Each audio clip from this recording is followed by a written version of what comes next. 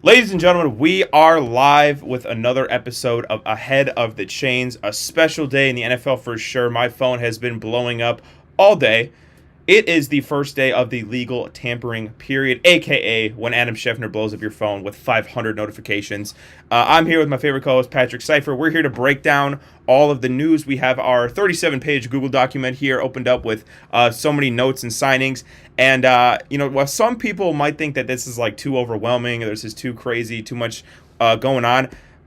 I love it. I love being overstimulated with NFL news. This is what I live for. I'm going to think about this during those quiet days in June when there's nothing going on. But before we get ahead of ourselves and start talking about some of the news, Patrick, how are you doing today, my friend? I will say, the free agency opening window, it's a lot better when I'm not sick. It feels a lot more like a headache just keeping up with all this. Because I am not well, I haven't been for the past 2 weeks. But we ball. I'm gonna power through. Mm-hmm. Even talking here today, I there's still a lot of great info here, and I do think it's more active than usual. Yeah, I'd Because agree. I don't know if you saw this, but there was a change to the tampering window this year. Now teams are allowed to have 1 hour long interviews, virtual or not, with players, and not just negotiate through the agents during the tampering period. Yeah, I did see that. So, Did you see why? yeah, so now owners and GMs can talk with the player. Yeah. I know a lot of players, they won't sign with the team until they talk to the GM personally. They're not just going to allow their agent to have all the fun. So that has allowed a lot of this process to be sped up. And I think we're going to see a lot more work get done just during the tampering period as Did, opposed to what we usually see. did you see which team proposed it? Pittsburgh. Why do you think that's? Because they need to FaceTime Aaron Rodgers because he doesn't have the ability to meet them in person when he's on his ayahuasca tour. But let's go ahead and start with a former Steeler. Again, lots of news to break down today. I don't want to say we're going to go rapid fire, but again, we have a lot of news for you guys. So if we don't spend a lot of time on your favorite player, I do apologize. But speaking of a former Steeler, Minkah Fitzpatrick started off the day going to the Jets. They traded a 7th-round pick for him. I did think that this was going to net Miami a little bit higher of a return. I like the deal for New York. Rare kind of in division trade here. Just kind of what your quick thoughts were about Minkah Fitzpatrick going over to New York. If you're the Rams, why didn't you outbid them? If you are, a bunch of these. They kind of have a lot of DBs now. They kind of have that covered, I think. I mean, to be fair. Well, because they paid someone else later. But, let alone just the Rams, right? Let's say, why didn't the Chiefs try and put a bid out here? Yeah. There's so many teams. Minkah Fitzpatrick is still an incredible safety. Yeah, he is. So what are you doing when you see he's on the market? You clearly didn't even call in, because I feel like anyone that hears it's just a 7th rounder will easily take that. Yeah, I wonder. This is in division, and it was still just a 7th rounder. I wonder how much the money played into that. I mean, he's not making a crazy amount, but I don't know if the team like the Chiefs could afford to keep him. But speaking of a team that clearly did not want to keep their guy, a guy who was set to earn more against the salary cap these upcoming years than Micah Parsons. Why do I mention that? Oh, because it was the Dallas Cowboys who traded a 4th-round pick for Rashawn Gary after Rashawn Gary tweeted out the "I'm released" graphic. Got to be an all-time move out of his PR department right there. But I wanted to talk to you because when I first saw the trade, when we first heard the trade, we're like, oh, it's a late round pick swap. And I'm like, okay, that's probably fair given the money they're taking out for Rashawn Gary's contract. To trade a 4th is a little rich for my blood. You said it was a day 3 pick. Yeah, and it was the best day 3 pick. Yeah, right? Yeah, exactly. So a 4th is a little rich for my blood. I understand that Cowboys have a glaring need at edge, and Rashawn Gary has been in the past a very good player. But I don't know that I love this move for Dallas. I thought, the Green Bay kind of got the better end of the bargain there, in my opinion. I don't know if you had any disagreement there. Gary's getting paid a pretty decent amount of money. I mean, it isn't a this year 4th, it's for next year. But True. Still, it's a 4th rounder. He's still 4th-rounder, yeah. Man, I don't really like it. I know they need an edge rusher. And I get it. I mean, you look at some of the money that the rushers got paid in free agency. I get why they wanted to avoid Jalen Phillips, 4-year, $120 million. They wanted to avoid a deal like Odafe Owe getting $25 million a year with the Commanders. I get wanting to avoid that, but at the same time, man, I really think. Yeah, I think you have an offense that's very competitive. You still don't have the juice at edge rusher. A fourth rounder could have made, like, I know it's unlikely to get a better player than Rashawn Gary with a fourth rounder. Right. It's definitely in the realm of possibility. It's one of those things where it's like, does this make them a better team? Yes. Does this address a huge need? Yes. Is this a guy, you don't probably want to pay him what's left on his contract, ideally, but just given how desperate they were, I mean, clearly they were one of the front runners for Max Crosby. This is their backup plan. We've seen a couple of other teams that were in the Max Crosby sweepstakes kind of have to go to their plan B, C, and D. So, interesting move from Cowboys. I don't think it's like a fireable offense from Jerry Jones. Not that anybody could fire him except for himself. But except for the Lord up above. Except for God. That's the only one that's going to take Jerry Jones out of being GM. That's pretty much where I stand. I don't think it's an offensive deal, but it does, to me, favor Green Bay. One piece of news that I want to get to that is, I think, surprising to absolutely nobody. There were some rumors, there was some speculation, there were some gossip blogs that said Travis Kelce was going to go to New York. He's a Chief. He's going to retire a Chief. He's always going to be a Chief. 1 year, $15 million. Definitely could have gotten more on the open market had he really wanted to press. But this to me screams, this is my last year. Give me a respectable contract. This is my swan song year. I'm not going anywhere in my last year. This is not like a Michael Jordan going to the Wizards situation. So I don't think that there's anything necessarily super notable about this, unless you had something that you wanted to mention. But to me, I fully expected Travis Kelce back in Chiefs red. I kind of thought he might be moving. I really think this will be his last year. Yes. Mahomes is going to miss time. Yeah. Why not try and really compete somewhere else? If you're going to stick around for another season, why not try and win it? I don't think you can win it at all in KC this year. But still, he's a hometown legend there, right? Yeah. He is a Kansas City guy, and I guess he wants to stick to that. And you know what? $15 million in 1 year is not too shabby. No, not too shabby at all. And I like it. I like the fact that Larry Fitzgerald was a Cardinal his entire career. I like the fact there's certain legends that just, when you see their bust in Canton one day, they only have one team on the description, and that's going to be the Chiefs for Travis Kelce. So there is a part of me that does really like that. Obviously, he's had a lot more team success than Larry Fitzgerald ever did. Certainly has a better quarterback than Larry Fitzgerald ever did. Although we are sleeping on Drew Stanton a little bit, but that's for another day. I do think that Travis Kelce going back to the Chiefs, again, that was just kind of par for the course. I would have been pretty shocked if it was anything else. Something big. I would argue the first real bomb of the day, though, This was right when the tampering period started. This was right when the tampering period started. Two pieces of information that came out. Yep. His contract. Yep. And then what you're just about to say, Alec Pierce. Alec Pierce returning to the Indianapolis Colts on a 4-year, $116 million deal, $29 million per year. I don't know about you, man. We were talking yesterday when we were doing our prediction show. We talked about the 25s, maybe the 27s. The fact he got 29 in-house with the Colts, I mean, my gosh, the receiver market is a good market to be in if you're an agent. I personally think this is an overpay for the Indianapolis Colts. We both talked about how we think that Alec Pierce has a lot of red flags littered throughout his game. Not a complete receiver. He's an explosive receiver who makes big splash plays. How consistent is that going to be?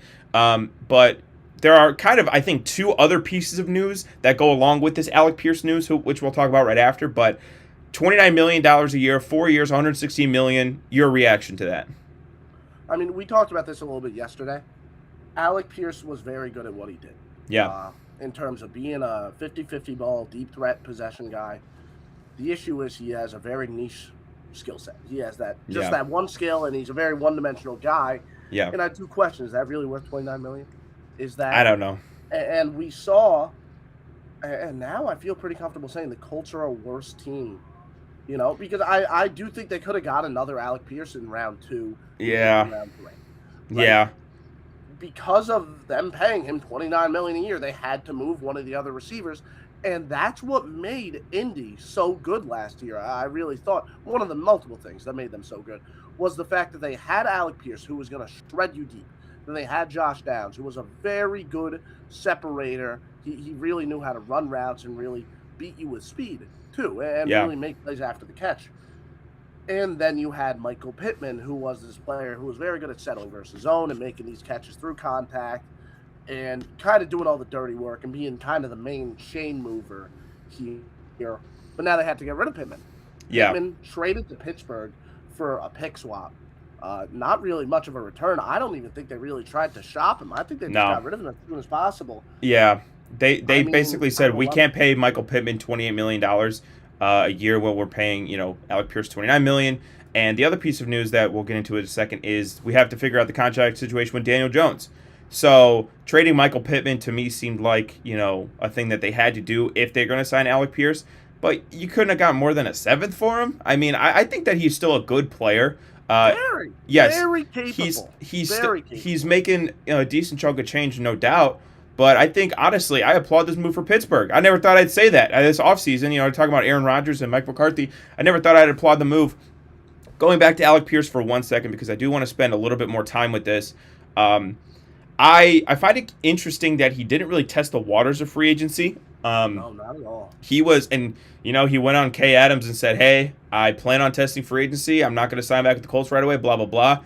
Maybe he just got nervous in front of a cute girl. I don't know what happened there. He just, me when I lie on live television, I guess. But he didn't really test the free agent market. I'm seeing an E. Rappaport tweet. Oh, there's a signing. Yeah, it was Reed Blankenship to Houston. Ooh, Reed Blankenship to Houston. I mean, he isn't. I like, how many safeties did they lose? They still have. I know they lost C.J. Gardner-Johnson, right? Yeah. But they still are very good at safety, aren't they? They still have Petrie. Yeah, Petrie's awesome. Yeah, I love Petrie. It says that it's Kalen Bullock. Yeah, man. I don't think. Did you see what the money was? Yeah, I saw what the money is. 3 years, 24. Yeah, I mean, yeah. I don't. That's very that's 7 figures a year. That's a very inoffensive contract. I think he's gonna come in and their dime packages. Yeah. And play fine in that role. But that's probably the contract I would have given him. To be fair, is like $8 million AAV. Yeah.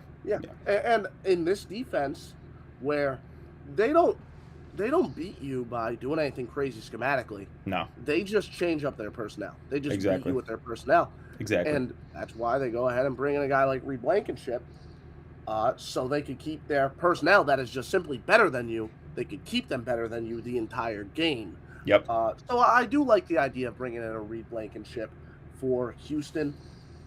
Could they have maybe just drafted someone to be that dime package guy? Maybe. I think probably. And this is at some point you're gonna have to pay a lot of these players. Yeah, you are, and I think they're probably loading up on some cheap guys because they know that the Brinks truck is coming for Will Anderson. I think the Brinks truck $8 million for a dime nickel for a dime corner. Yeah, I guess I'd be interested to see how it's. Call him.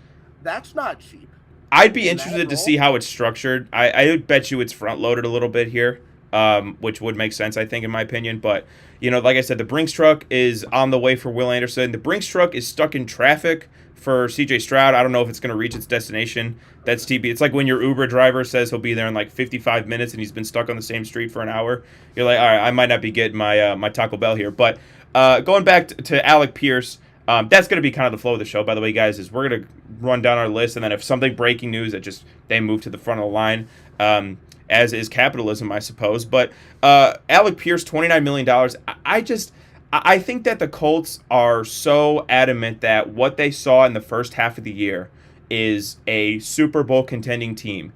Because what did they do as soon as the first half of the year ended? They went and they traded for Sauce Gardner. They said, we're going to win a Super Bowl this year. Well, Sauce Gardner didn't really play. Daniel Jones tore his Achilles. And it seems like they just were not deterred by that at all. They're like, we're bringing back Alec Pierce. We're trying very hard to bring back Daniel Jones, who I want to get to in a second because very notable piece of news here that connects with the Alec Pierce situation. And to me, I don't know that the first half of the Colts are a sustainable enough team to just run it back, get better injury luck, and then we're going to go to the Super Bowl. I think that Chris Ballard and Shane Steichen are kind of on the hot seat, and instead of being risky and going out and drafting somebody who might not be at their best year one, they're running it back. So I don't want to But say you lose Pittman. That's my that's thing. a I really problem. think Yeah. you get so much worse by becoming less of a well-rounded offense because that's what they had going for them. And without Pittman, like that's such a valuable skill set. Yeah. And unless you trust Pierce to develop an aspect of his game that, let's be honest, he never showed it. Right. He never showed that Right. aspect of his game. Unless you trust him to develop into that kind of zone beater, zone settler. I mean, this isn't gonna. I don't love this. No, me neither. He's one-dimensional of the skill set. Me neither. He is. And he's great at what he does, but he's too one-dimensional. He should have let Yeah. someone else. I mean, it's because with a lot of the other speed guys, right? And we'll talk about one that just signed about 5 minutes before we started the show. Speed's the name of his game, and he's getting paid to do that, right? He's getting paid to run back kicks, and he's getting paid to get open on the deep routes.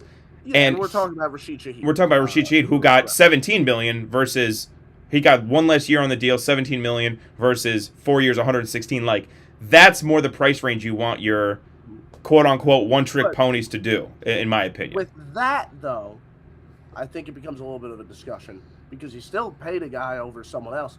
Do you think paying him over Ken Walker is a mistake? Oh, dude, I'm gonna sound like you right now. Oh my gosh, I can feel the like hatred for running backs coursing through my bones. When the Super Bowl MVP leaves your team, I shed skin like I'm a lizard, and I just become like you. Listen, I think that the issue with the Ken Walker situation is twofold. Number one, I think the Chiefs signing him is a massive boost to their offense. I saw a quote by Benjamin Solak that I thought was really, really important. 2025 and I think it was 2024, the Chiefs were 2 of the 3 worst explosive run offenses since the year 2000. Number 2 was the 2007 Chiefs, so this has been a problem for like 20 years, I guess. But they have been one of the least explosive rushing offenses in the NFL. Now, they've been decently efficient, but they've not been explosive. Kenneth Walker solves that problem tenfold. He is one of the most explosive running backs in the NFL. Even when he is not playing his best football, he's the threat to score every single time he touches the football. 3 years, $45 million, $15 million AAV, I do think is a lot for a running back, though. I will be honest. And we talked about the running Chiefs. Back that never really showed the ability to get a full workload. Well, pre-Zach Charbonnet, he was the bell cow. But you saw some injuries. You saw some injuries. Exactly. Yeah, you saw some injuries. So having Zach Charbonnet, I know Seahawks fans want to moan because he was on their fantasy team. Trust me, I'm one of them. Listen, here's the reality. Ken Walker doesn't do what he did in the playoffs if he doesn't have a limited role throughout the regular season. Exactly correct. Exactly correct. And keeping his legs fresh for the playoffs is why he ran for 100 yards in every playoff game and won Super Bowl MVP. Exactly. Like, that's the reality. Sorry. So the Chiefs, I'm sure, will give him a bigger workload just because, hey, we're paying you $15 million a year. You're going to get, 300 carries probably. So I do worry maybe about his sustainability. But if you add Kenneth Walker's explosivity to this Chiefs offense, oh boy, it's fireworks. Now, if they build up the offensive line. Well, their offensive line, I mean, the Seahawks offensive line last year was solid. It wasn't spectacular, and it wasn't bad. The Chiefs offensive line has really fell off a cliff. Trey Smith, though, is still really solid, and Creed Humphrey's really good. Trey Smith was good. Creed Humphrey was good. You got 2 really good offensive linemen. I mean, that was really it. Yeah, losing Joe Thurman. Josh Simmons, though, is going to be the left tackle, I think, and I think he'll have a better second. Yeah, he was dealing with injury. You're right. Yeah, he dealt with some injuries last year, and that affected their offensive line, to me, is comparable to what Seattle's was. Possibly a little better. Josh Simmons was a piece that I forgot about. Now, yes. Let me just give an update on some of the recent news. Kendrick Bourne signed a 2-year deal with the Cardinals worth only $12 million. Interesting. I thought it would have been him only getting $6 million a year is, I mean, interesting. I think that's a really good deal. I'm just muting my group chats. Yeah. Might have been blown up all day too. Yep. So I could focus on these notifications. Yep. But Kendrick Bourne, only $12 million to the Cardinals. I really like that. The Cardinals stayed active because they also signed a guard very recently. Let me go ahead and get the details up on that one. Isaac Seumalo, they brought in a 3-year, $31 million deal. That's one I really like. So a guard there, bolster up the interior. You can't build a young team and really keep a young quarterback healthy when they eventually bring one in if they don't bolster up the offensive line. Now, they have some great weapons. Now they have Kendrick Bourne there too as that third option behind Michael Wilson and Marvin Harrison, who, yes, I still love Marvin Harrison. Also Trey McBride, still a spectacular player. So Isaac Seumalo now a Cardinal along with Kendrick Bourne. So that's one I really like. Arizona really stringing some good moves together right there. And then Quincy Williams signing with Cleveland on a 2-year, $17 million deal. I like that too. Now, Cleveland with Jeremiah Owusu-Koramoah and him, his career's over, right? His career's over. Corey Schlesinger, he did a really good job last year filling in and really making up for that hole. But now let's bolster up the interior, the defensive front even more. Let's bring on someone complimentary to him, preferably a coverage guy like Quincy Williams.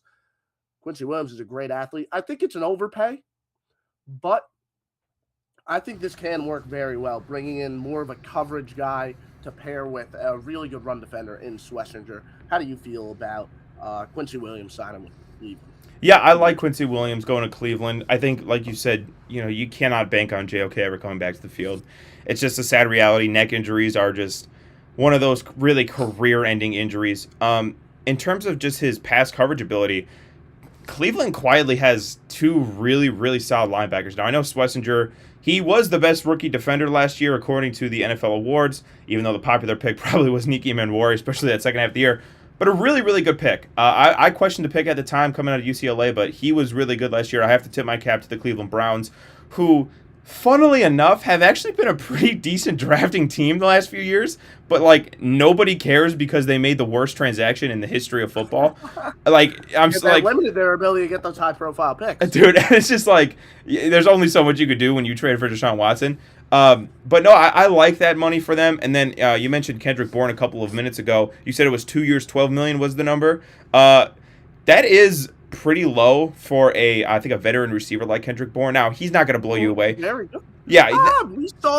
Listen, when Mac Jones came in for the 49ers. That's true. He was Mr. Reliable. Former Patriots teammates. Hey, are we seeing maybe a connection with Mac Jones coming back to Arizona? I know we mentioned the Mac Jones trade possibility a couple of days ago. I know that the report said today that Jacoby Brissett might be their guy that they're bringing back, so who knows? What do you make of that? I mean, I kind of believe it. I think they're just going to go ahead tank. They're going to be they tried horrible to get this year. Malik Willis, and instead he went to Miami. Right? Yeah. Miami getting Malik Willis, I talked about that as one of the huge storylines to follow during free agency. I'm not going to lie. Kind of disappointed that it happened so fast. Yeah, me too. Way more dragged out. Yeah, and I thought, we both predicted Miami yesterday on our show, so I wasn't shocked at the team. $67 million, though, that's a little over $22 a year. So the AAV, that's cheaper than I thought. The AAV is cheaper than I thought. Now I did see a stat today, also from Benjamin Solak, does great work. In case you can't tell, I'm a fan. He said that there are 3 quarterbacks in NFL history that got an extension with 10 or fewer starts. Okay. I'm going to ask you, who do you think those 3 quarterbacks are? I'd be really surprised. I think you'll get one. I'd be really surprised if you got the other 2. Steve Young got good playing time with the Bucs, so not Steve Young. They're all in the last 15 years. I'll say that. They're all in the last 15 years. Okay. Extension or just contract? Extension. So with the same team? Because I was going to say Matt. Well, it doesn't have to be the same team. How's it an extension then? Trade. Oh yeah. Well, hold on. Yes. Wasn't an extension. I'm sorry. Maybe it was contract. I don't know. I'm getting the stat mixed up. Oh, I'm sorry. It was quarterback free agent contract.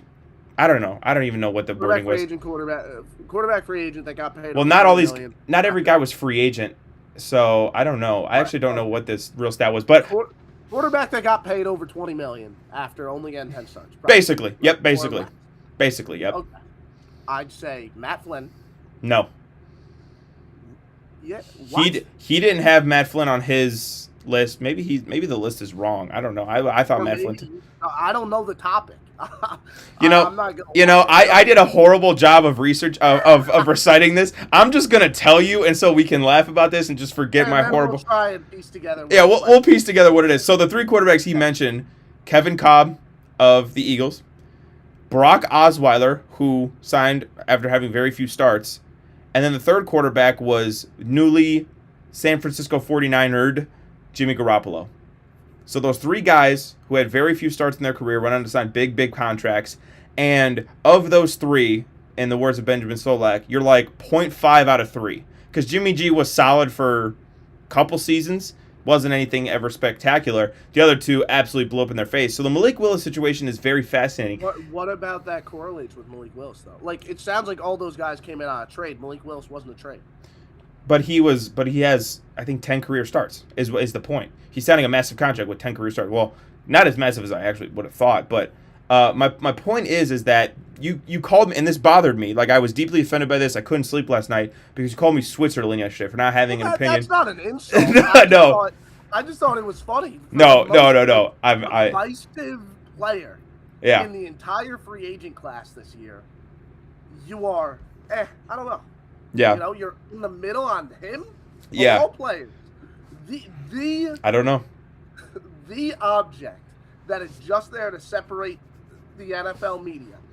This is the one guy you're like, I refuse to fall for the rage bait, all right? I am an elite. I refuse to fall for the rage bait that is Malik Willis. But you just got a comment in the chat about how somebody liked your shirt. So shout out. I'm wearing my Disney vacation shirt, if you guys can't tell. So I have a cool shirt too. Not that it matters, but Malik Willis, going to the Dolphins, it made a lot of sense for me. I have no idea what this Dolphins offense is going to look like. Correct me if I'm wrong. It's Bobby Slowick in Miami, if I'm not mistaken. And I don't are they going to run a strictly Shanahan style offense? I don't really see that being the case with Malik Willis.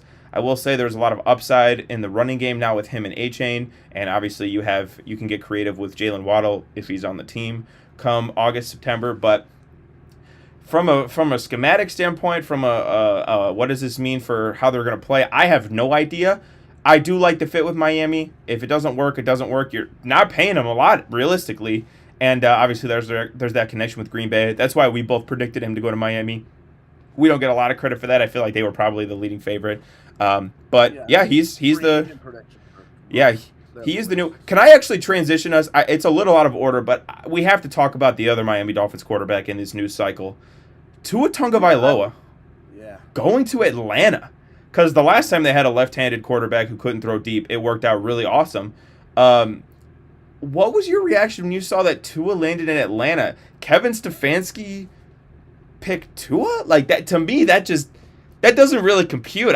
Can you make any sense of this other than cheap contract? They're taking advantage of, him being released by the Dolphins. Like, what's the motive to sign Tua Tagovailoa if you're the Atlanta Falcons? I say that with a Tua jersey right here that I have to swap out very soon.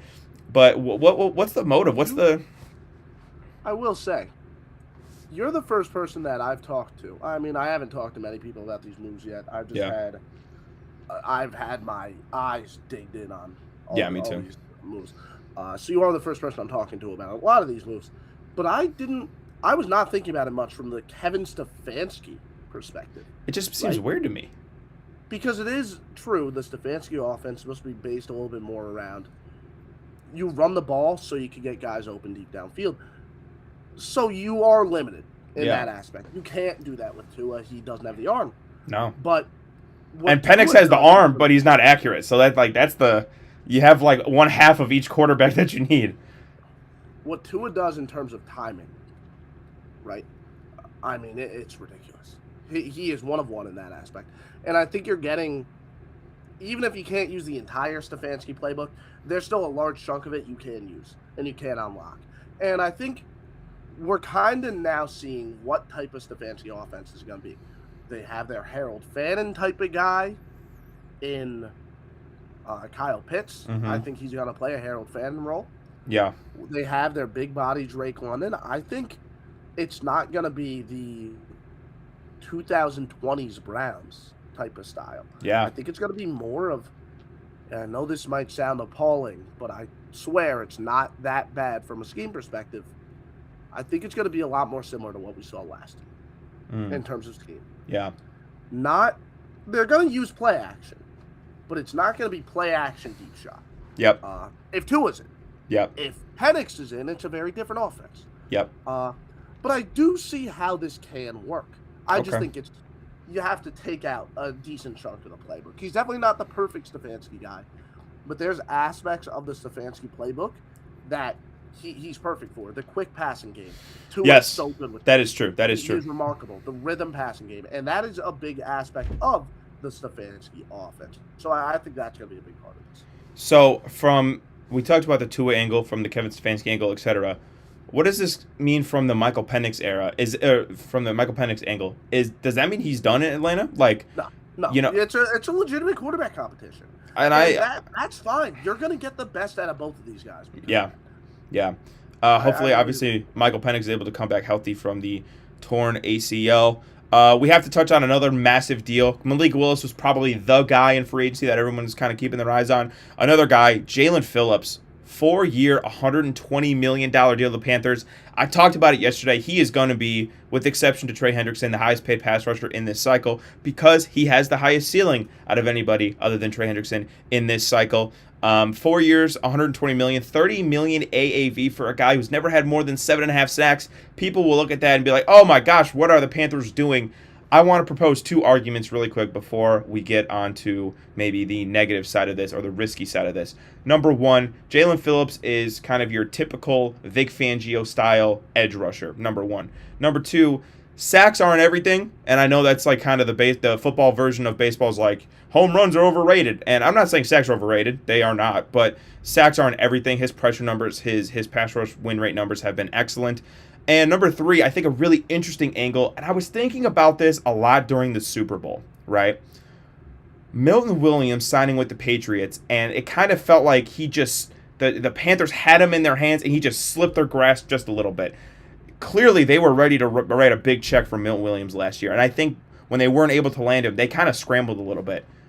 This is a guy in Jalen Phillips who they were not going to let get away. They said, we're giving you $30 million, come to Carolina, come be with Avero. Like, we are going to have a good defense. We're going to have a pass rush. They didn't have a pass rush last year. So the Panthers spending big on a pass rusher like they were trying to do last offseason doesn't surprise me. I understand some of maybe the negative, risky sides of this deal as well. But if you're the Panthers, like, I commend you for saying, all right, we won the division by the skin of our teeth. We need a pass rush. We're going to go out. We're going to write a blank check to Jalen Phillips, who probably has the highest ceiling out of any guy, again, not named Trey Hendrickson. Yeah, no, I think that is valid. Jalen Phillips, he does so much when he is healthy. I mean, he was ridiculous with Philly. And I do think there was something to say about the Panthers were a legitimate playoff team last year. They had the Rams on the ropes. They were in the playoffs last year, and they nearly beat a damn good Rams team. Yeah. They want to try and actually do something with this team. While the NFC South is as weak as it is, they want to take advantage. And a key part of that is going to be not just having a starting caliber edge rusher, but like a great player. Yeah. And yeah, the risk with Phillips is, what if he doesn't stay healthy? If he does stay healthy, though, he legitimately could be a 17 sack guy. Yeah. He can. Yeah, I agree. So, and if he's a 17 sack guy, all of a sudden the Panthers defense is very good, and we're talking about them as one of the top dogs in a really good NFC. Yeah. So this is a swing for the fences. Yep. And could it blow up in their face? Absolutely. But it is absolutely an aggressive move that can work out, but it can also absolutely explode for them. So yeah, that's because it's aggressive, but I mean, I understand why people are upset about it. Yeah. Because it's hard to pay a guy with that type of injury history that much money. This is the deal equivalent to what Jalen Phillips is as a player. It is high risk, high reward. Like, Jalen Phillips, like you said, has the opportunity to be a 17.5 sack guy. He also has the opportunity, like we've seen earlier in his career, unfortunately, to miss a lot of time due to injury. So $30 million is not cheap. I understand why people are cautious about it. I understand why they look at the sack numbers and they look at the injury history and they say, how could you pay a guy that much money? But a lot of times, as we know in the NFL, it's not about what you've done, it's about what you can do. And Jalen Phillips certainly can do a whole lot. Let's talk about some other deals here. Demario Douglas, we have a slew of Jets here coming up. Demario Douglas, Kingsley, Enagbare. Wow, I had a stroke there for a second. Joseph Osai and David Onamaeda. There's some money moving in New York. We talked at the top of the show about Minkah Fitzpatrick going to the Jets. A lot of these moves on the defensive side of the ball. A little bit embarrassing, obviously, to not have an interception last year. Hopefully that changes around. But certainly the Jets front office is willing to invest in their defensive head coach, Aaron Glenn. None of these moves, I think, really changed the checkbook too much, right? 11 million AAV, 10 million AAV. This is 12 million AAV. So they're sticking around just above that 8-figure deal for 4 of these guys. I think when you're talking about quantity over maybe the quality of having 1 or 2 superstar players with this money, which all of this money equates to about $45 million. So you can get maybe 2 really, really good players or 1 amazing player, whatever. But I think the Jets needed to just fill out this defense with quality players. So I like the fact that they went out and got cheap, veteran, free agent guys to fill out this defense. Demario Douglas, obviously, being the exception on the offensive side of the ball. So did you have kind of a different reaction? Did you want to see them make a swing for a Trey Hendrickson, a Jalen Phillips, a whoever? Or do you kind of like the fact that they're more so filling out the roster more than they are adding really big guys at 1 or 2 positions? I like the approach. Yeah. Right? Because you're so weak across the entire defense. Yep. 1 name, 2 names is not going to do much for you, right? Yeah. I mean, look at what Quinion Williams and Sauce Gardner were doing for them early in the year. Not much. Exactly. Yep. So I like the approach. I don't really like the names they went with. I mean, Kingsley and Enagbare, what has he been? I mean, you're talking about a guy with 4 years, 7.5 sacks. Yeah, I agree. And that's who you're bringing in, really. I like Joseph Osai a decent amount. But $36 million over 3 years? It's not crazy. I mean, it's $12 million. That's not. We just talked about Jalen Phillips getting 30. I don't think he's that. Oh, you're right. He's not Jalen Phillips. Don't get me wrong. Yeah. And you have to overpay. Right. It's free agency. I'm fine with Onyemata. Yeah. I'm fine with Demario Douglas. The Enagbare one is the one I would really look at. I would agree. That's my least favorite of the bunch. In fairness, though, they're paying him the least of the 4, so maybe they agree with us in some twisted way. But yeah, they still need to go edge. Yes. Need to. I legitimately saw somebody say after Joseph Osai signed, they're like, well, guess they're not going Arvell Reese at 2. If that is the reason, oh my God, the levels of dysfunction. This is like watching a masterclass in dysfunction. The Jets are outdoing themselves. So we talked about the Jets. Now a couple of guys going to the Steel City. Alex Anzalone and Kenneth Gainwell, both signing 2-year deals. Anzalone for $17 million. Not the Steel City. They're going to Tampa. Oh my gosh, I saw Kenneth Gainwell and I thought Steelers. Oh my gosh, Tampa Bay, you're absolutely correct. Thank you for correcting me because I legitimately saw Kenneth Gainwell and just Pittsburgh. Dude, it's been a busy day, man. I get it. It's been a busy. I worked not to brag, but I worked 8 hours and then I come and do this show. I'm hardworking. It's whatever. But yeah, sometimes the brain fogs up a little bit. I was about to say, well, I like the move for Pittsburgh to get Kenneth Gainwell back. Psych. Had over 1,000 yards for them last year. Was low-key their best offensive player for a large part of the season, which is, if Kenneth Gainwell is your best offensive player in the year of our Lord 2026, you got big issues, which they did. It reminds me of the random Cordell Patterson season. Yeah, it does. Yeah, I agree. A guy who can do everything but isn't spectacular at any one thing. He just can kind of he can catch passes. Just randomly breaks out at 30. Yeah, well, they kind of had to force feed him just out of necessity because it's just hey. That's Aaron Rodgers' offense now. Yeah. That's why they brought in Mike McCarthy so they could run that at a higher level. Yeah. Do you like? I think the Kenneth Gainwell move is pretty universally going to be like it. Yeah. See, that's the type of running back contract I look at. I say, yeah, that's how you fucking do it.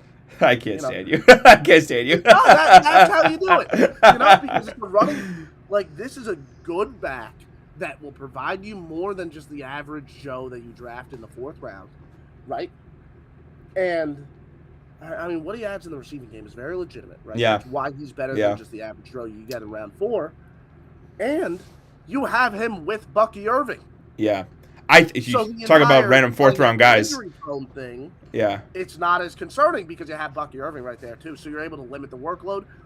2 running backs that are B- guys, C+ guys, are better than an A guy and a D guy. Yeah.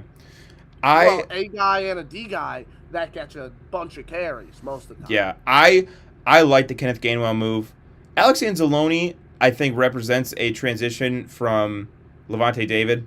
We're broaching into Bobby Wagner territory, in my opinion. My goat is unfortunately washed. So that deal to me, again, is kind of inoffensive. Again, these deals, neither one of these deals break the bank. Two quality players, in my opinion. I'm surprised how cheap Anzalone is. Yeah, me too. And I'm surprised at that number he didn't go back to Detroit. That's what I'm most caught up on. A lot of players leaving Detroit. Yeah, there might be some some culture issues without Ben Johnson there, but I didn't say that. I think it's very legitimate though. You know, we might look back at Dan Campbell's the ultimate culture guy in 5 years and be like, man, we were smoking you know what, because Ben Johnson, how many great culture moments did we see with the Bears this year? They seem to be like a number one destination for all of these free agents and all of these potential trade guys. Like, the Bears seem to be a very attractive spot right now. Caleb Williams certainly helps that, in fairness. But it's kind of funny how the directions that the Lions and Bears have gone. But again, conversation for a different day. Speaking of parting ways, though, this is one I did not see coming.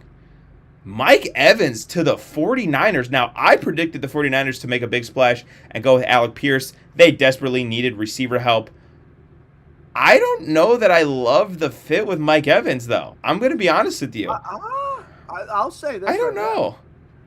At $20 million a year? I don't know. Okay, that's where I'm like, the $20 million part is where I'm a little bit like skeptical. Yeah. But I will say, Evans is a way better route runner than I think people realize. Yes, absolutely. More nuanced. And that's what Stefanski loves. Yeah. So I do think it's a good scheme fit. And I'll go as far as say, I mean, we don't really know what version of Mike Evans we're getting because he's coming off an injury. Yes. I could see this being the best receiver of the 49ers Shanahan era so far. Well, Brandon Ayuk in 2023 was pretty spectacular, in fairness. I know. Yeah, I see this as a 49ers team who needed to get younger and faster, and they just got older and slower. Now, that's not to discredit Mike Evans as a player, but he's not youthful and he's not fast. And I think that's what McCaffrey, you're trying to get the most out of that. You bring in this is exactly what this team needs. They need. I don't agree. I don't agree that Mike Evans was exactly what this team needs, especially not at 3 years, $60 million. That's why don't, because I think adding a true possession guy and a receiver that forces defenses to adapt. I do. I mean, number one, I do worry about the injuries. I mean, people were talking about Mike Evans' hamstring going to the San Francisco substation is like the baby versus the hydrogen bomb, which I kind of agree with. But I don't know. When I see Mike Evans and I see, like, we talked about where do we want Mike Evans to go? Baltimore. They need a big, powerful possession receiver, go up and get it type of guy. And if he's not, your number one receiver receptions wise, yard wise in Baltimore, I think that's totally fine. In San Francisco, I think he's going to be asked to be, with the exception of Christian McCaffrey, basically their number one target. And I don't know that he's built for that type of workload with his age, coming off the season he had with the injury, especially at $20 million a year. So I'm going to give this one the patented thumbs down and boos from the crowd. I don't love it, but I see a guy that, again, is going to add a new dimension to this offense. And listen, if the 49ers stay fully healthy on the offensive side, which big if, I could absolutely see them being in the top 5 in points scored now. Yeah, could be. And I think Mike Evans would be a big reason why. Yeah.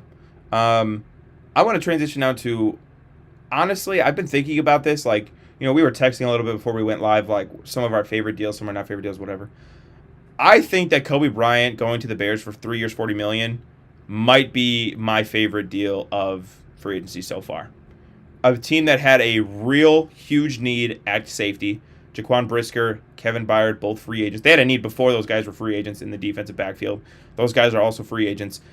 Kobe Bryant is coming off a really solid season for the Seahawks, and he completely got swept under the rug because of all the stars that they have on that defense and their, offensive player of the year, Jackson Smith-Njigba, and this resurrection of Sam Darnold, the Super Bowl MVP, Kenneth Walker. Kobe Bryant was not a name that you heard when you spoke about the 2025 Seahawks. He was quietly a phenomenal player for the Seahawks. He was excellent in coverage. I know he's a bit undersized. I know they moved him around a little bit. I know that Nicky Menwari, he wasn't even the most popular safety on his team, right? This is a Bears team who signed Kobe Bryant to a reasonable deal, filled a huge position of need, and I think they got great value on Kobe Bryant. This, if we're talking about bang for your buck, fill the need, got a good deal, this might be my favorite deal of free agency so far. Do you agree? I wouldn't say all that, but I like it. I think it fits the Dennis Allen scheme, right? You want 2 high safeties. You got a high safety right here that'll consistently do the job in coverage. I mean, he's a very capable guy there. I like Kobe Bryant as a player, and I think bringing him into Chicago is a move I like. Another move, we'll see if I like it or not, but it's developing right now. I don't know the details of it yet. The Steelers now signing Rico Dowdle to play running back for them, free agent out of the Carolina Panthers. He had a very good season, Rico Dowdle. He was a very tough runner for them behind a very good offensive line. I think he fits kind of the identity Pittsburgh is trying to adopt. Rico Dowdle now going to Pittsburgh, I think that is, a very, very nice move there, potentially. I mean, I want to see the money of it, but this is a guy who I think runs the football very well.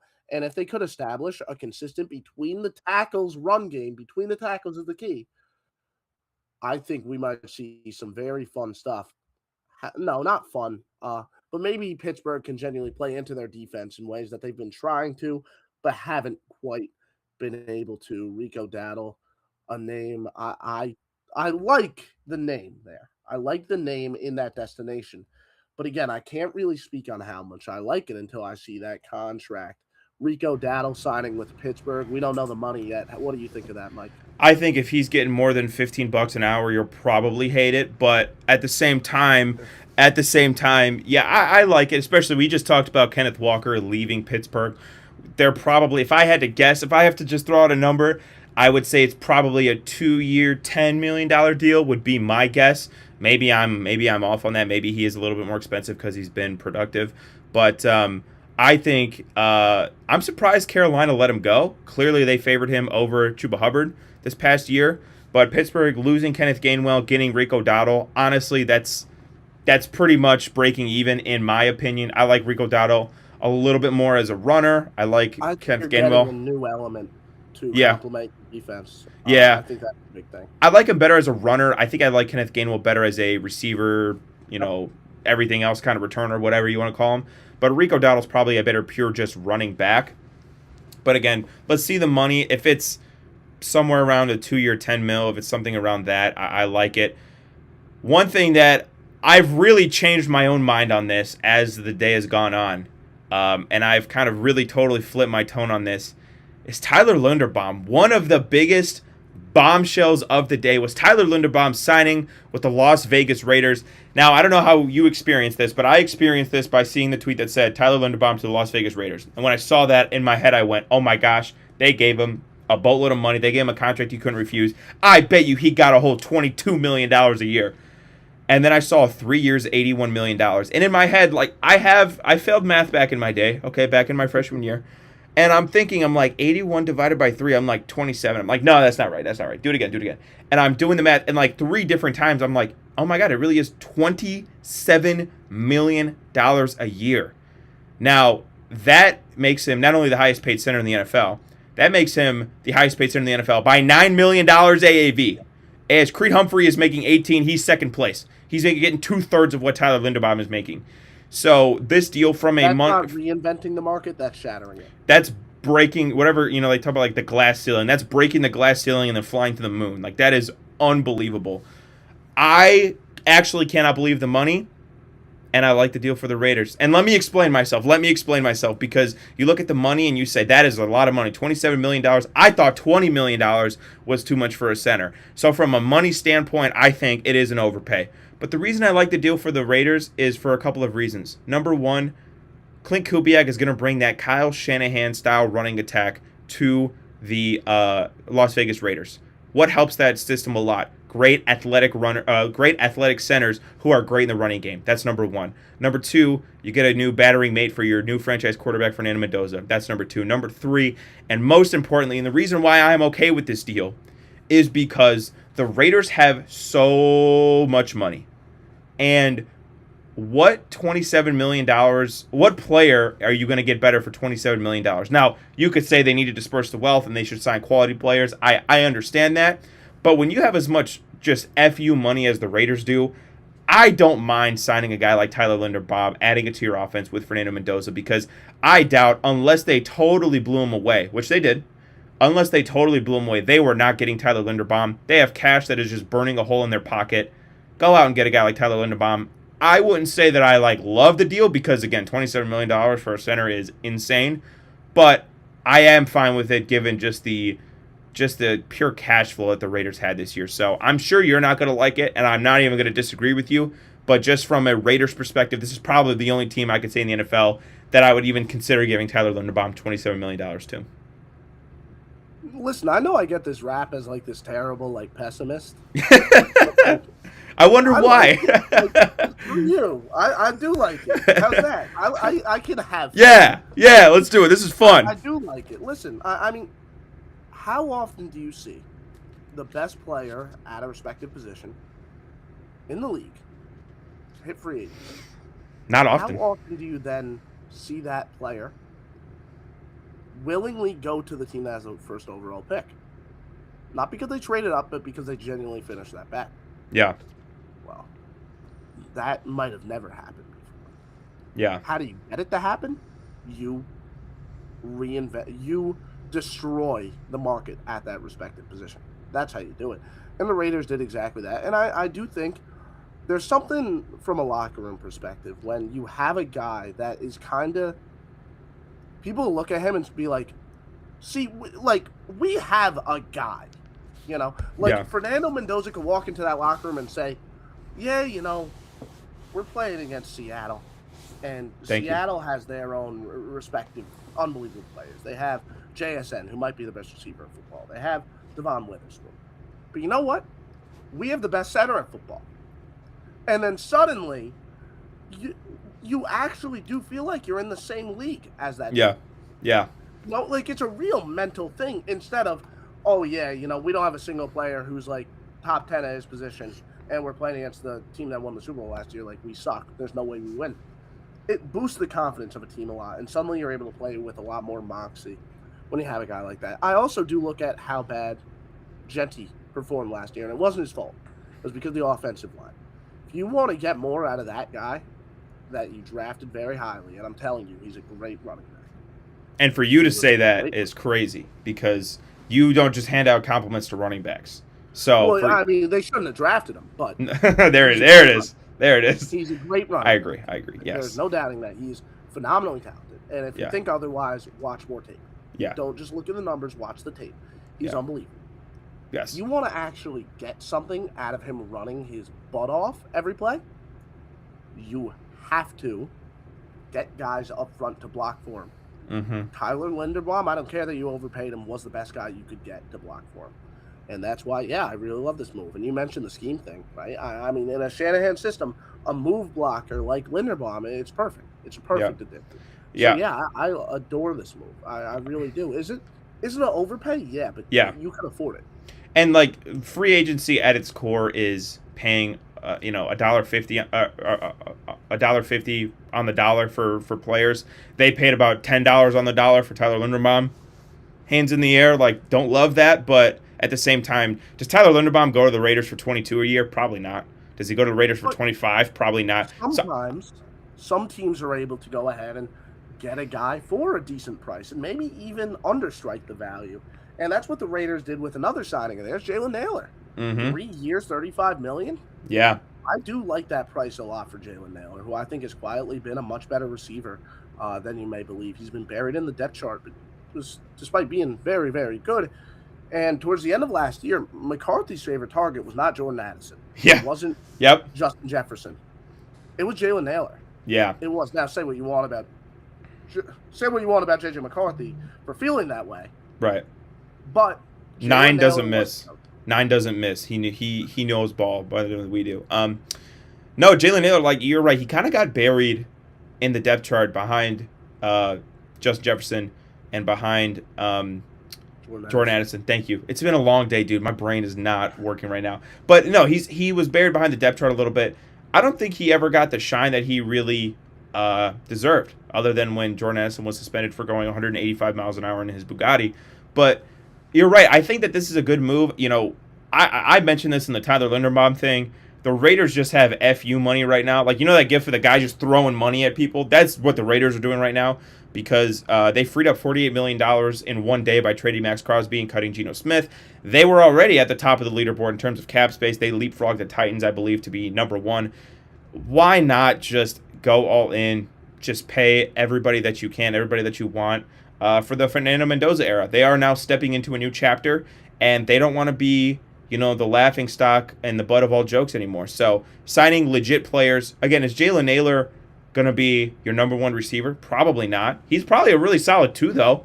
I like him as my 2. He was a damn good 3 for Minnesota. So I think I do like that. Speaking of a guy who has not had a chance to be a number 1 wide receiver, or at least wasn't planned to be a number 1 wide receiver, that's Wan'Dale Robinson. 4 years, $70 million to the Tennessee Titans.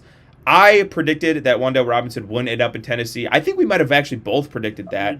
Yeah, I think we both predicted that with just adding a quality player next to Cam Ward, a quality receiver next to Cam Ward. He just had absolutely nobody to throw the ball to. Sorry for my job easier. You know, it's just simple pitch, catch, right, and then he'll make plays after. Yeah, explosive player, a guy that's going to give you some rack, a guy that's going to give you some big plays. Unless you're an Eli Iomaner fan, which I actually do know his biggest fan, so I apologize for this, Makana, but not a dependable receiver. You know, you had about 4 or 5 wide receiver 3s. I know DK, not Metcalf. I know DK was kind of made some big plays last year, especially in the return game. Don't really want to depend on him either. You now have a legitimate wide receiver, a legitimate twitchy wide receiver for Cam Ward. They should not be done with this. They should continue to invest in receiver, but this is a nice start. 4 years, $70 million. That is what, about 15 million AAV, 17 million AAV if my number's correct. So I think that's solid. Anything under, like, you know, because we just talked about Alec Pierce getting 29. This guy, you're getting him for 17, like I just said, or 17 and a half, whatever it is. That's a better bang for your buck than Alec Pierce. That's how I see it, truthfully. That's how I see it. And not that the Titans need to necessarily conserve money, but this gives them the opportunity to go out and sign more quality players. I like the player. I like the fit. I like the money. There's not a whole lot about this deal I don't like, Patrick, to be honest with you. Yeah, and I think that's fair. I do think it is an overpay. And I do think you definitely want another receiver. Yes, absolutely. Wan'Dale, I like him as a gadget guy that you can make Cam's job easier by giving him easy passes that can become big gains through Wan'Dale. But you do need like a true move the chains guy, like a good route runner who could catch some contested balls. That's not what Wan'Dale is. So for the Titans, I do like it to give Cam Ward a guy like this. I do think there's definitely more work to be done. And considering just the size of that contract, it does limit you a little bit. But speaking of helping out a young quarterback, let's look at what the Saints did, you know, because Tyler Shook also drafted in that draft class, and he also had a really damn good rookie year. They brought in Travis Etienne on a 4-year, $52 million contract, and David Edwards on a 4-year, $61 million contract. So now you got a running back who is able to, you know, catch some checkdowns and, much like Wan'Dale, make some plays after the catch and give Shook a security blanket. But you also got some protection in David Edwards.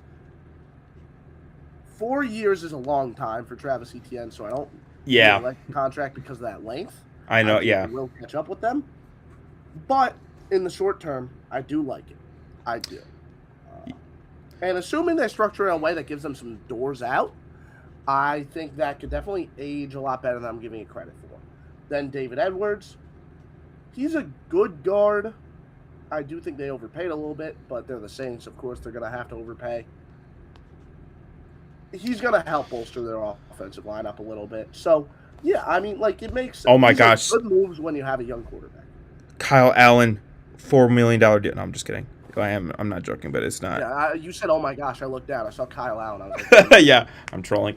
No, I'm not gonna lie, dude. I am kind of disappointed in you because I expected to see a running back contract for 4 years and to see you just go scorched earth, and you didn't. You actually were kind of nice. This So is maybe more of the illness that stopped. yeah. This is like, like in Spider-Man, the Venom symbiote makes him like super rude and angry, and like he's like throwing stuff at girls and whatever, and like can't control himself. That's like you have the anti-Venom symbiote where you're just like nice to running backs now, which I don't know how to feel because I don't like this deal personally.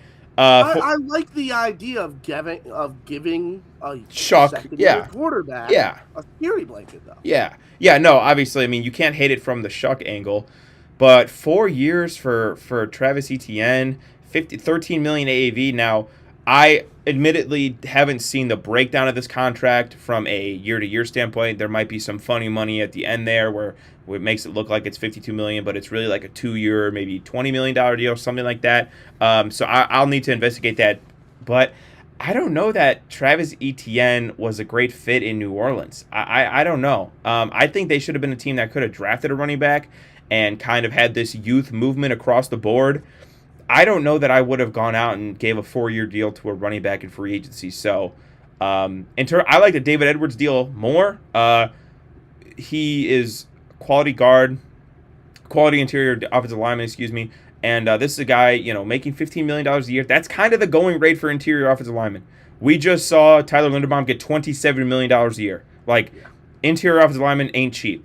So from that regard, I think that $15 million is acceptable. He's a good guard. I don't know that he's anything crazy, but I like that deal. But I'm not a fan of the Travis Etienne deal. I'm sorry. I'm sorry, Travis Etienne. I'm sorry to your family, but congratulations on getting the bag. But I don't think the Saints should have gone that direction. Interior offensive line is different in principle because it is such an essential position. Like you just need that. Like the development of Tyler Shuck is helped by the fact that he has an interior offensive line, and you could say the same thing for Travis Etienne. But I don't know. I don't know that I would have given this deal to Travis Etienne in free agency. For the Chiefs, it makes a lot more sense. I agree. Yeah. I agree, but I don't hate the thought process. I just think it's overpaid. And your thought process, if your thought process is... You're also the Saints. You have so much money at this point. True. If your thought process is... Yeah. If it's like, hey, we're just going to help Tyler Shuck as much as possible, can't argue with that. I can't. I can. So I guess I've said my piece on that. It's not like they're the Bengals where they're actually on the clock because they have a good quarterback, they have a great wide receiver. Mm-hmm. But at least the Bengals, we saw them pay guys. Mike Brown woke up a little bit. Bring out the checkbook for once. By the way, did you see that today was National Napping Day? No. Dude, it has been going. That has been going triple platinum on NFL Twitter. By the way, every GM, John Schneider was taking a nap up until he signed. I think everyone's taking their nap right now because the news. Maybe I should be knocking on wood, but it slowed down. Yeah. I feel like I have like a feeling that we're gonna get a Reek Woolen signing inbound here pretty soon, but we'll see. I feel like we're just gonna see someone sign right after we finish recording. Yeah, that'd be super awesome if Reek signs. Yeah, right after we record. But the Bengals did spend some money. You're right. Brian Cook, 3 years, $40.25 million. Boye Mafe, 3 years, $60 million. I want to start with Boye Mafe because I predicted this. I hit the nail right on the head. I told you, I said they need edge help. They're going to get edge help, but they are not going to shop at the top of the market. They are not going to go get a Jalen Phillips. Jalen Phillips got more than I thought, but I was correct in my assessment that Boye Mafe was going to get a tier or two below what Jalen Phillips got. Boye Mafe was the player, the edge rusher that the Bengals chose to sign, and to me that made a lot of sense because he's a good player and he's cheaper. 20 million AAV versus 30 million AAV. Now, even so, I'm surprised that Boye Mafe got 20 million AAV. I thought he was going to get a little bit less. But good on the Bengals for signing a guy who I think is a really good player. Mentioned it with Kobe Bryant. Kind of got lost in the shuffle of that Seahawks defense. So many great players, so many rotating defensive linemen. He was one of those guys. So I personally really like the Boye Mafe pick. He's got an opportunity now to be far and away their best defensive lineman. And I think that Boye Mafe, this is a really good signing for the Bengals. I gotta give this one major props. Do you think it? I think still you wanted a better playmaker. Probably, But they were never going to sign. They were never going to sign Jalen Phillips. I mean, I'd never even put that into my conscious mind. You think no way? I thought they were never going to spend the money to sign Jalen Phillips. They wanted Jalen Phillips, I'm sure. They were never going to go that high. So shopping in their price range, it's like when you go to the grocery store. You know what I mean? No, I get it. Phillips costed a lot of money. Yeah. But like even a culmination of pieces. I look at Boye Mafe and Brian Cook, just as two additions. Again, you have Joe Burrow. Yeah, you should. You should be. This defense is going to suck next year. Yeah, they'll suck a little less, but yes, they will still suck. They're still going to suck. Yeah. I just look at I know it's hard to build a defense through free agency. I get that. But there's just not enough meat on the bone right here. Yeah. I just don't see enough there. That's probably fair.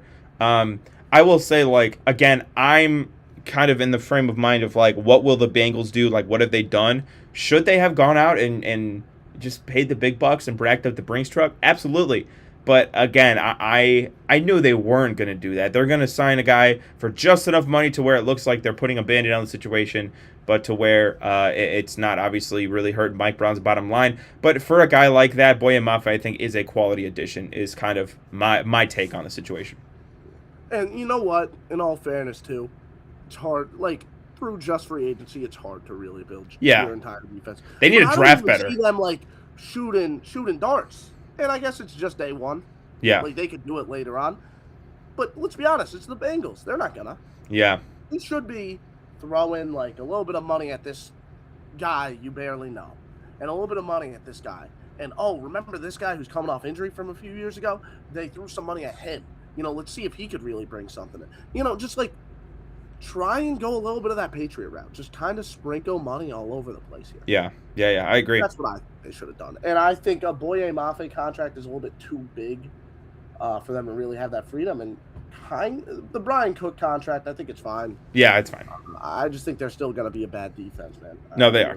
They are. A lot of that is just their structure and the poor drafting for years and years and years. Like Jamar Chase and Joe Burrow and T. Higgins, great picks. Other than that, do they have a lot of impact players that they drafted? No. Like, that's their problem, is they just have... They suck at drafting. They have a 4-person scouting department. They do not know how to draft. They don't know how to draft. So there's only so much you can do to plug that hole in free agency. And for that, like, in a vacuum is fine.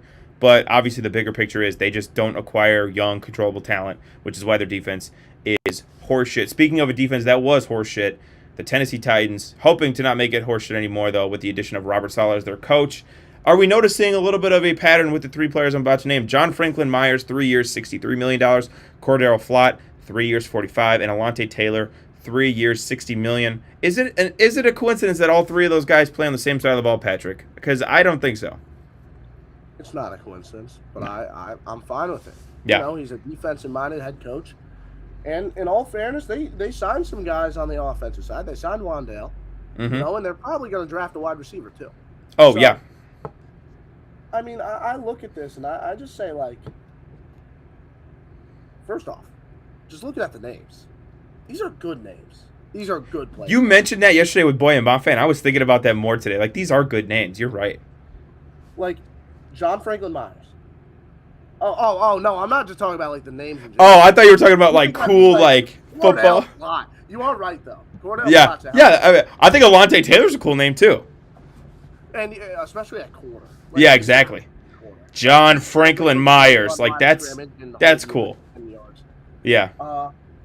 Yeah, no, but I mean, like, these are good football players. Yeah. They are. Like, Cordell Flott quietly has been a good football player. Yep. Alontae Taylor, you put him in man coverage on a guy, they're not catching a lot of balls. No. John Franklin Myers has been one of the more underrated players in the league for a while now. Yeah. Yeah. I trust Robert Saleh to get the most out of the 2 corners here, Cordell Flott and Alontae Taylor. And I know what John Franklin Myers is.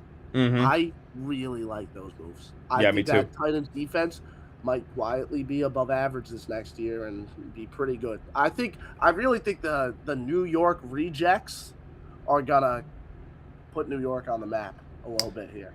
Yeah, and I like the fact that I don't know you're not supposed to do these in conjunction, but in conjunction, trading for Jermaine Johnson, signing John Franklin Myers. John Franklin Myers is a guy I could put him at all 5 spots on my defensive line and feel good about it.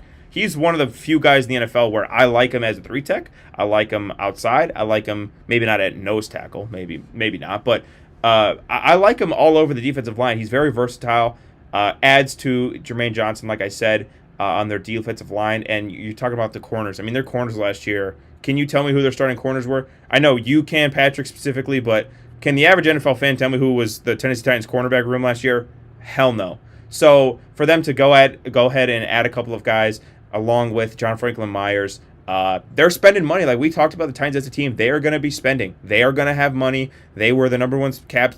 They had the number one most available cap space before the Raiders made $50 million in one day. They're going to spend their money. I'm glad they're doing it on the defensive side of the ball because similar to the Raiders, my strategy for the Titans would have been and seems to be sign defensive players, draft offensive players. That's the formula I'm going with. Next, we want to talk about another bottom feeder who spent a little bit of money here. Zion Johnson reached agreement on a 3-year, $49.5 million deal with Cleveland. My quick napkin mental math tells me that's about 16.5 AAV. Your thoughts? It's too much money. Yeah. I was about to say same thing. I honestly included this one on here just because I feel like just looking at the rundown, these are all moves where, like, there's some where, like, okay, yeah, the Cowboys gave up too much for Rashawn Gary. There hasn't been a lot of egregiously offensive moves today, I don't think. This one was offensive. Yeah, that one was pretty good. This one's like the Dan Moore contract. Yeah. What did he get? 5 years, 82 or something like that? He got something ridiculous, too. I get it. You need offensive linemen, Cleveland. Zion Johnson isn't a good football player. No, he's bad. And we've seen enough of him to know that. Yeah. He doesn't have it. Like, we're really just at that point. We've seen enough Zion Johnson film, except you guys clearly, to know he's a bad player. Andrew Berry, he doesn't watch film. We could tell by his trades. Actually, no, he drafts decently well, but whatever. This was egregious overpay. I think this was pure and utter, like, on-your-knees desperation because all 5 of their offensive linemen from last year are free agents.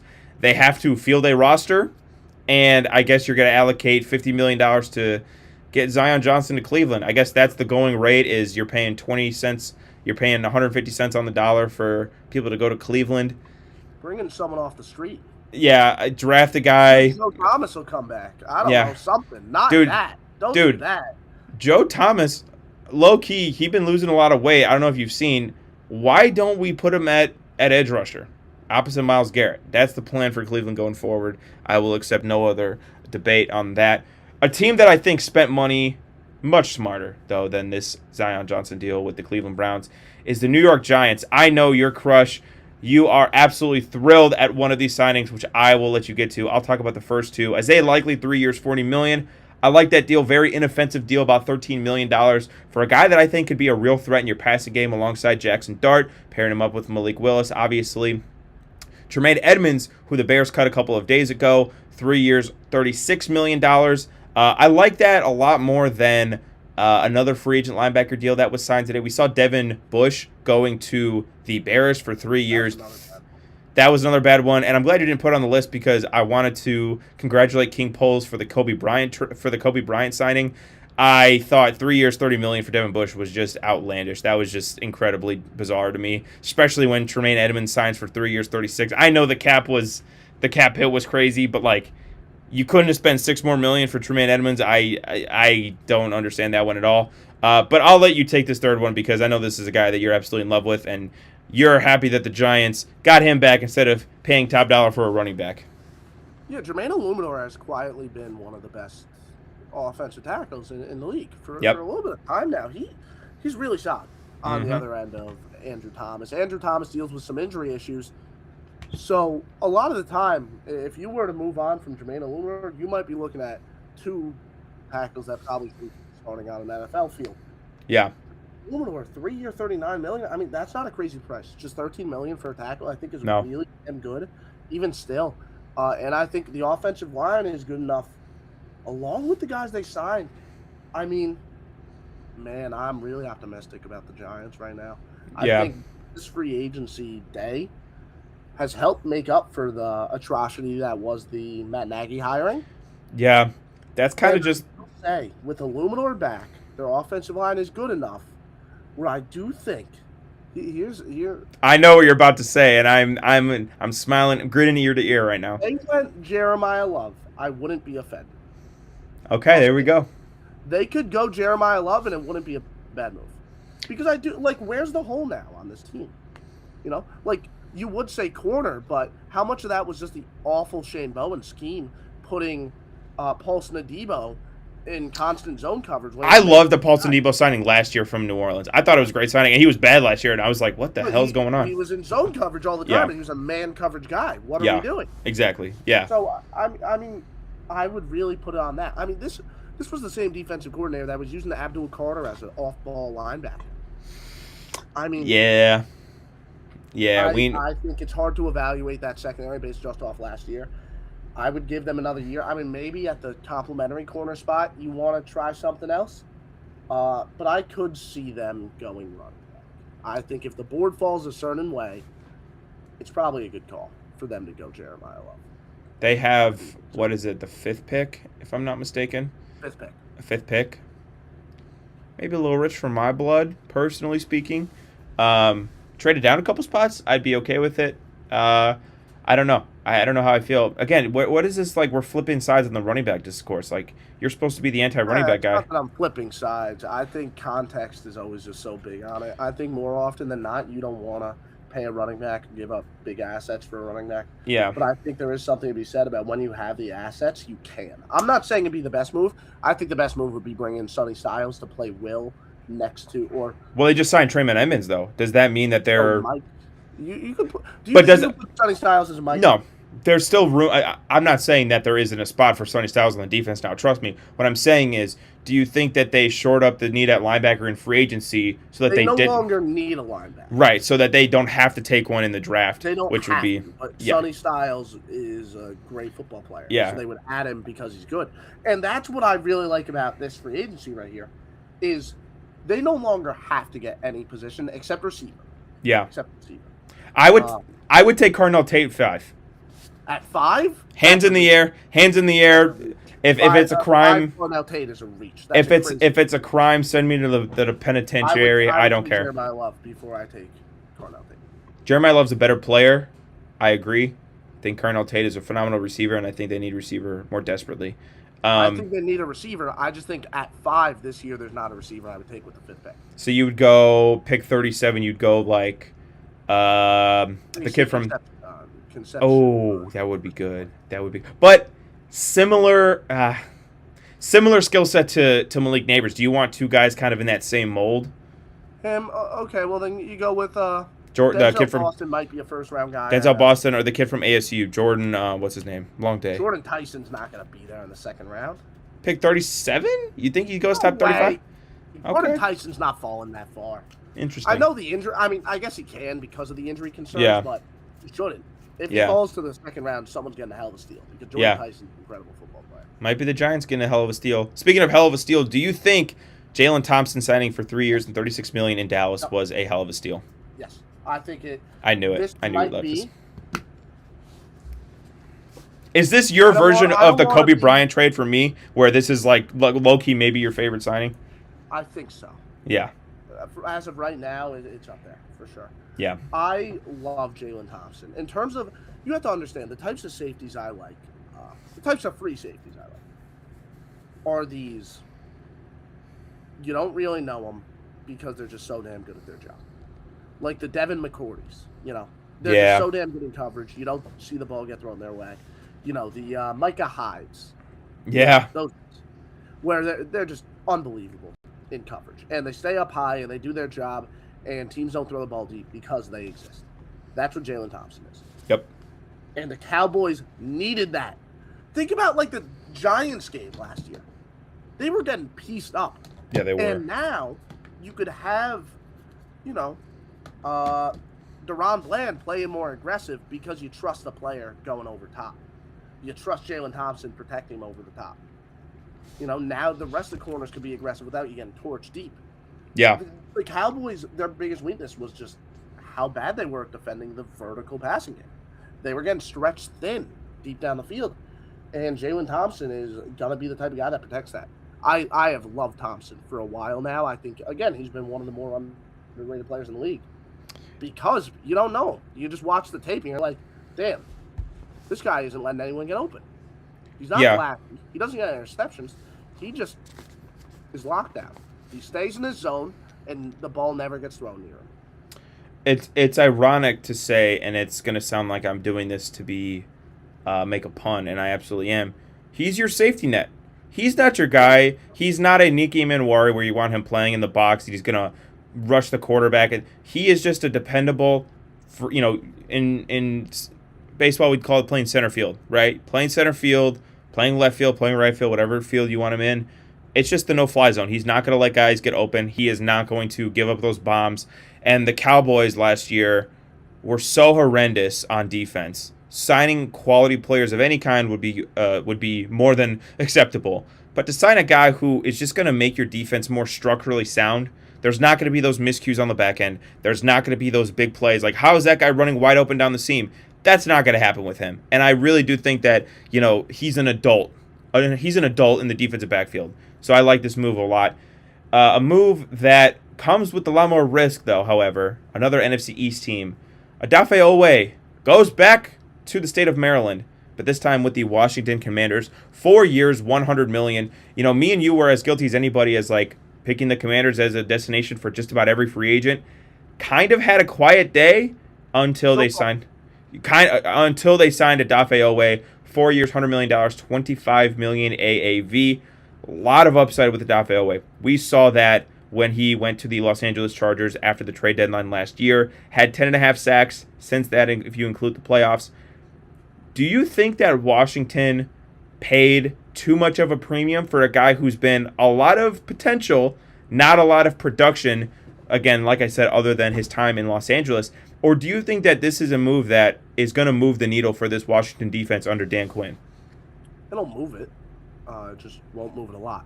He's a good edge rusher. He's a fine edge rusher. He isn't. I think the version we saw on the Chargers was more of a product of Jesse one Minter. of the greatest defensive schemes in modern history, ran by Jesse Minter. Mm-hmm. And we're going to see Max Crosby reap the benefits of that now. Yeah. Let me make that clear. Myles Garrett, you might not have the sack record for long, buddy. Hate to break it to you. I wouldn't go that far. But Odafe Oweh, I like him. Do I like him enough to pay him $25 million a year? Not really. Yeah. I don't like that. I kind of feel the same way. I don't get. Where's Caleb Chase on? Yeah. I know he's not Odafe Oweh, but if you're going with the 1 year wonder, I would rather that one. I would rather Chase on at the price he's going to get than Odafe Oweh. I like Odafe Oweh. Yeah, exactly. And I figured you were saying something similar because what's Chase on going to get? Probably $345, probably in the range, $15 million AV, I would imagine. Obviously reaped the benefits of playing with two of the best interior defensive linemen last season. And it's probably pound for pound not as good of a player as Odafe Oweh, but you're getting much better bang for your buck. Him that money. No, and yeah. Either way, Odafe Oweh is not going to be your best edge rusher. You still need another edge rusher. Do we think Washington, because I've been thinking a lot about what Washington's going to do. They have the 6th pick, if I'm not mistaken. What are they going to do at 6? Are they going to go edge? Are they going to go David Bailey? Are they going to go Ruben Bain? It depends on who falls. Yeah, I agree. If they go David Bailey, they deserve. Are they a sneaky Jeremiah Love team if he gets past New York? You don't think so? They shouldn't be, but are they? They're not well-rounded. At least the Giants are well-rounded. The Commanders are not well-rounded. The Giants have a phenomenal defensive line. The Commanders do not. That's why I would go edge rusher for sure. The Commanders are still weak at corner. Yeah, they are. Are not good on the defensive line. Their entire defense sucks. So no, they should not go running back.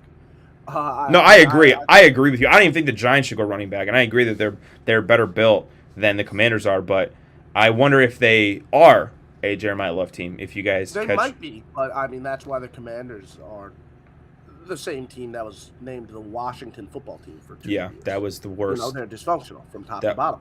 And we might see that if they go ahead and draft a running back.